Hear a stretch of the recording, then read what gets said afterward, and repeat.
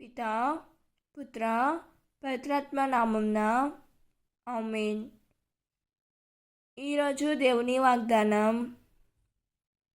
యెరూషలేములో దేవాలయ ప్రతిష్టోత్సవము జరుగుచుండెను. అది శీతాకాలము. యేసు దేవాలయమున సొలొమోను మంటపమున నడుచుచుండెను. యూదులు ఆయన చుట్టూ గుమిగూడి, నీవు ఎంతకాలము మమ్ము సందిగ్ధ వస్తుములో ఉంచదవు? నీవు క్రీస్తువా? మాకు స్పష్టముగా చెప్పుము అని అడిగిరి.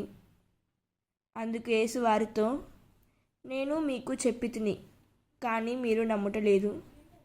నా తండ్రి పేరిట నేను చేయు పనులు నన్ను గూర్చి సాక్ష్యమిచ్చుచున్నవి. యోహాను 10వ అధ్యాయం 22వ వచనం. ఈ వాక్యం మనకు ఏం చెబుతున్నదంటే, యూదులు యేసును చూసి, నీవు క్రీస్తువా అని అడిగారు. కానీ యేసు చేసిన క్రియలు, అద్భుతాలు, బోధనలు అన్నీ ఆయన ఎవరో ఇప్పటికే తెలియజేశారు. అయినప్పటికీ వారు నమ్మలేదు.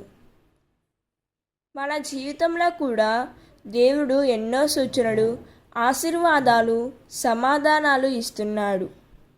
కానీ చాలాసార్లు మన హృదయం సందేహంలోనే ఉంటుంది. విశ్వాసం కళ్ళతో కాదు, హృదయంతో చూడాలి. యేసు మనతో మాట్లాడుతున్నాడు. మనం వింటున్నామా?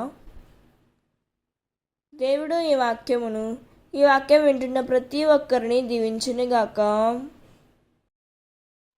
ప్రార్థన. ప్రభువా, సందేహంలో కాక విశ్వాసముతో నడిచే హృదయాన్ని నాకు దయచేయము తండ్రి. నీవు నా జీవితంలో చేసిన కార్యాలను నేను గుర్తించి నిన్ను సంపూర్ణంగా నమ్మునట్లు నాకు సహాయం చేయము యేసయ్యా. నా హృదయాన్ని తెరిచి నీ స్వరాన్ని వినే కృపను ప్రసాదించుము తండ్రి. ఆమేన్. God bless you.